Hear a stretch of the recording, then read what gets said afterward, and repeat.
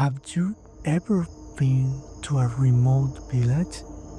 One of those places where silence reigns and the only sounds come from the creatures of the night? Now, imagine walking along a dark, lonely path and hearing the heavy thud of a horse so massive that just thinking about it chills you to the bone. That thought alone is enough to freeze you in place.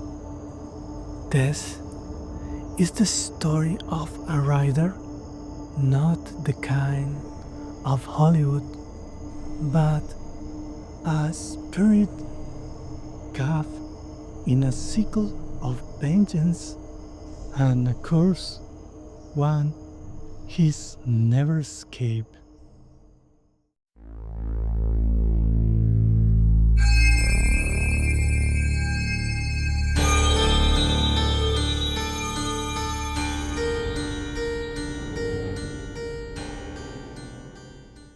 One rainy day, the kind where lightning cuts across the sky, we were working late at the company headquarters.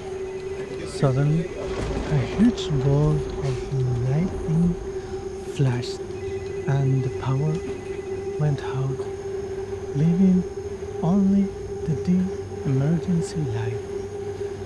Someone trying to lighten the mood said, "One night like this, my father was walking down a trail when he heard a massive noise.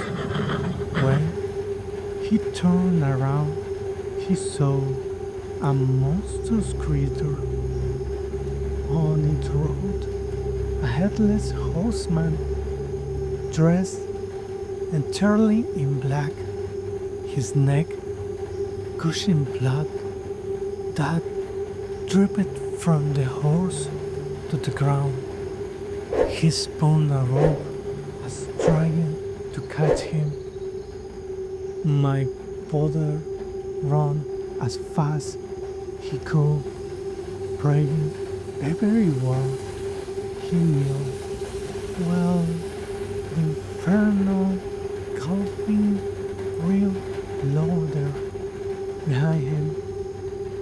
The beast was right on his heels. Painfully, just as he reached the train tracks, a train passed by. The creature stopped, furious, and my father made it home. He locked himself in a spent the night terrified. The next day, he told his parents. They laughed and told him to stop imagining things. But his grandfather, who had been listening silently, waited until the parents left the kitchen and then approached him at the table. "Peter," he said, "I believe you." "Really, Grandpa? I'm going to tell you something. I am not proud of it. Back in my youth, I was an alcoholic. I worked as a miner, and after our shift, we often go to the bar near the mine. One day, a co-worker came in desperate, begging the others for a large sum of money to take his sick son to the doctor. But instead of helping, they mocked him. One of them said, We don't have any money, but I will tell you a secret.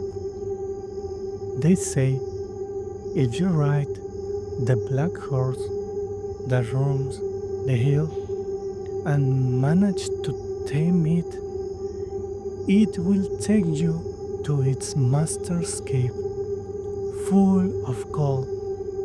You can take what you need to save your son. Of course, they made it all up to laugh at him, but my coworker was so desperate that he believed them. He went straight to the hill while the others kept laughing. He climbed a tall tree and waited until the horse appeared. Then, with a leap, he landed on it. But this was no ordinary animal. It wasn't domesticated and had never allowed a rider.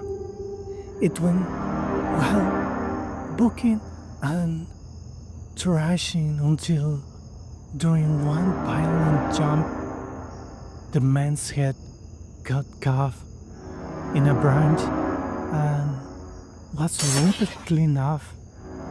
His head tangled from the tree, blood blinding the horse. Horrified, the so-called friars watched as the horse pulled, carrying the headless corpse, its hands still tangled in its mane. Moments later, both fell into a ravine. Man and beast were now united in blood and death. The ground soaked in blood, which bubbled and then burst into flames. It was a terrifying scene, each moment more dreadful than the last. The man swore never to speak of it, but the next morning each found a burn mark shaped like a horseshoe on their front door. On the seventh night, a chilling echo rang from the canyon. After their midnight shift, on their way home, each man heard slow, deliberate hoof beats, giving them just enough time to panic.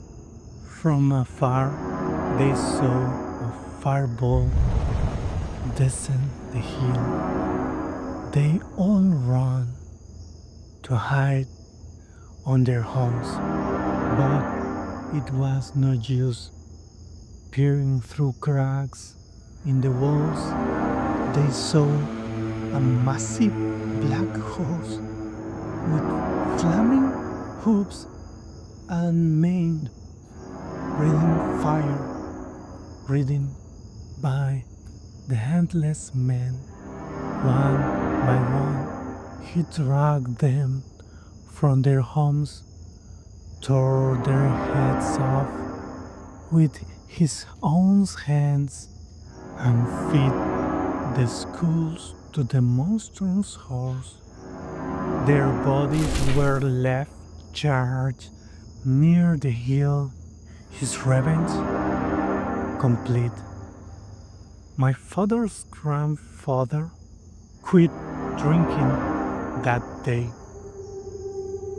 At the office, everyone was silent after hearing this, but the co-worker added, years passed and the town forgot until another night like this one. Thunder in the distance, And again, the galloping of that damned horse. People look outside and saw a rider in the street. A flash of lightning revealed the horrifying truth. He had no head. They ran inside, terrified, not knowing what they had just seen. And then the lights came back on. He finished it by saying, "They say that in that town, whoever refused to help a soul in need will be beheaded by the Headless Horseman and their body turned to ash by hellfire. He will come for you when you least expect it." What do you think? Will you dare walk through the hills near the most remote town in your country in the dead of the night when the silence is broken by an eerie gallop? I hope you enjoyed this story. If you did, leave a comment and don't forget to subscribe. I share rare and chilling tales that I'm sure you will love. With nothing more to say, stay safe, stay curious. See you next time.